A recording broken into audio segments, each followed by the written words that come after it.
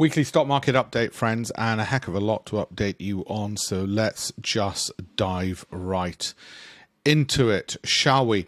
If you're wondering why Bitcoin's doing so well recently, it is this. By the way, beware of fake accounts pretending to be me trying to get you to do Bitcoin stuff. It ain't me, whether it's on Facebook, Instagram, or TikTok. Total debt of the US government keeps going up. So the idea amongst Bitcoiners is there's a total debasement of the US currency, which isn't true, and therefore Bitcoin should go up. So perception becomes reality, and of course your Bitcoin holdings will be doing rather well.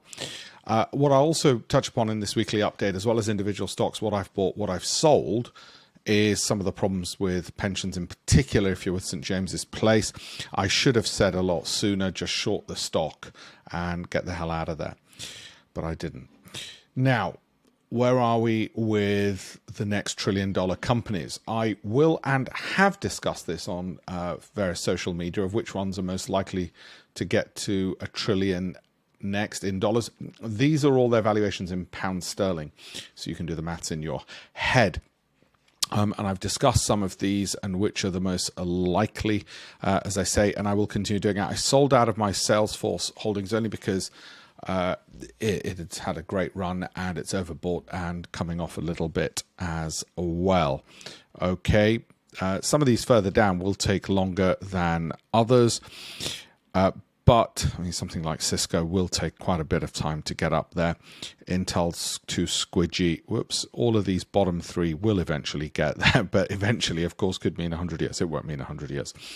But if IBM get into quantum computing in a better way than they've done so far and stop being so stodgy like Intel, they will get there quicker. We had our events. I'm going to be hosting more events in Parliament. I'll come to the stocks in a second, so keep an eye out for those, and more dinners for my Great Investments Program people. So basically we'll have interesting speakers, Parliament, and then after that we'll do dinners, and we just finished that one, which was fantastic. I've got one coming up for my Great Investment Program holders, which will be held at my inn, Lincoln's Inn. That's what it looks like. So if you're on the Great Investments Program and you haven't been to one of my investor dinners before, with my compliments, let me know. That was the last one. That was our Parliament event. Before that, I did an event for Wales in India, and we had the dinner. Now, let's talk pensions and stocks and what I like, what I don't like. This poor lady who looks like Liz Truss, it's just one reason alone to be considered a poor lady, thinks she's going to be paying into a pension until she dies. That's because pension firms don't give you a return. It's as simple as that, and that's the key reason why. So let's see if with this we can change it. And these are the main complaints that people have about their pension companies. Right now, how's the week gone so far? This is what's happened. You're paying $30 for every forecasted dollar in profits for Microsoft. You're paying $32 to buy Amazon for every future dollar in earnings. So why would you not just pick telecom services like Verizon or AT&T or energy companies, or just financial services, or some of the healthcare ones, which are clearly cheaper? That's because valuation is only one factor that moves stock prices. Revenue growth is also important. For instance, profit growth is important, and that's why people pay more for Microsoft than for the others. Imagine these were real estate. So why are you buying Mayfair and not just the old Kent Road on Monopoly? Okay, and that's the reason why that we don't just look at valuations, we look across the board. Now, these are some of the stocks I'm going to cover in this webinar. So for now, for this TikTok video, YouTube video, so I won't go into them in detail now. It is, as I explained, why we look at, for each company, its value, its growth, its income, which is here. We rate and rank that across 10,000 companies. Eugene Fama got a Nobel Prize in economics for working out you should be looking at a larger pool of companies. Cash return on capital invested comes from Goldman Sachs Wealth Management. If you've got 50 million, they'll do this calculation for you. You want companies in the top quartile because they average 30% per annum returns over the long term. Not every company, not guaranteed, not every year. On average, as a basket, companies in the top quartile do that. We want momentum. That comes from the hedge fund industry. Look at research out of AHL, Winton, Sortino, and Alpha. We want to tick those boxes. You can Google that yourself and why that's important in the hedge fund industry. as well. So how's the past week been?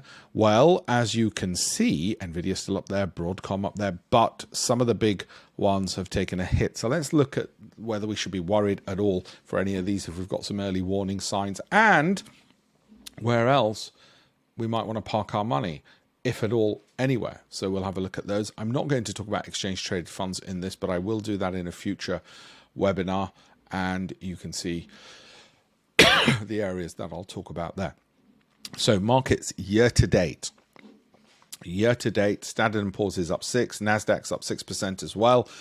The Dow's up 2.3. If you are British and watching this, and you're in a workplace pension or with St James's Place or wherever, such as that, well, you've probably already lost money so far this year. Go ask them. Overall, sadly. So that's the UK market. It's down. The others are up. What's leading the way? Now, this is important to realize. Now, we didn't bet at the start of the year here, January 2nd, we didn't bet which of these horses would win. As it happens, communications has, financials have, technology has, and healthcare has, as have industrials. Okay, they've been the big leaders. Well, we do it bottom up. We just look for companies which have undervalued, high growth, dividend yielding. And you might say, well, how does that work for you? What do you think if they're undervalued, high growth, dividend yielding with good Sortino, good average performance, very little downside risk of missing it? High alpha, i.e. when the market moves up, they move up more. When the market falls, they don't fall as far. What do you think? Is there something we've missed? Oh, I know, rumors or meeting the directors who can tell us how wonderful they are. So what happens is we take a bottom-up approach, and so we ended up with a whole load of these, because they were the ones which were showing those characteristics and why they've been outperforming anyway. Put another way, we will tick the momentum box. It's those companies with strong momentum which have done the best. It's companies which are high growth have done the best. That's why we tick every single one of the boxes, because at the start of the year, we did not know which of these horses will win that race. And we didn't bet on all the horses. That'd be stupid. That's what wealth managers do, which is why they're rubbish. Because by betting on every single horse, they can say to you, oh, look, we got some right. It's idiotic. Instead, what we do is we say, no, we bet on a subset of what ticks every single box: momentum, growth, value, income, cash flow, Sortino, alpha. If you think there's something we've missed, I'd really like to know what that is. Okay? Anybody who knows anything about, well, business, investing, will know those are the factors you should have been looking at to begin with. It's self-evident, it's obvious, but fund managers won't do it because they want to sell you a momentum fund. They want to sell you a high dividend fund, a low volatility fund, a small cap fund, a value fund, a core fund, a large cap value fund. They'll create a fund out of all of this because they've marketed the hell out of their company, and they'll bet on every single horse, and then they'll tell their IFAs, bet on every horse. Oh, look, we won some. Well, you didn't win enough, and that's why your performance is stuck at 4.5% a year. Speaking of 4.5%, over the last 12 months, oh, look, 4.5%. Go ask your IFA, what should I target? And they'll tell you 4.5% because they're that crap. When you ask them, well, why not 10 times more than that? They'll laugh their asses off. And then tell them, but that's what the NASDAQ just did last year. Doesn't do it every year. Happened to do it last year. The S&P was up 25%. Like I say, the UK markets are up 4.5%, which is exactly the number on the nose, which your IFA and wealth manager and your pension fund wants you to hit. They want to, I don't know, maybe they just want you to keep poor. Well, they want you on the intensive care unit so they can keep charging their fees and drinking that blood out of your veins called fees. Okay, so this is just more out of interest. Top 10 S&P 500 stocks. We're going to touch upon applied materials a bit later on. I own Charles River. Just so you know, I still own Nvidia. I'll talk about that in a second as well. These were the bottom performers in the S&P. So it just shows you can't just throw darts at a dartboard and think everything's rising, because everything isn't rising, as you can see here. And we'll come to some of those in a moment. If you're into the UK, this is it. Well, that only tells you momentum, so don't go crazy about that. I've done a video, I think, already on Rolls-Royce. Basic bottom line with Rolls-Royce has just become such a big momentum player. And so many of you ask me is, if it drops X%, e.g. 10%, 15%, 20%, you sell Y%. Y% will depend on your risk appetite. It's the only way to look at Rolls-Royce right now.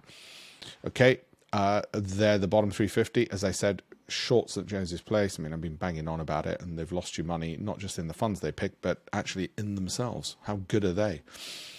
I'm going to do this in two parts because we're going to hit the 10-minute thing. So in the second part, I'm going to go through the S&P 500 and the individual stocks as well.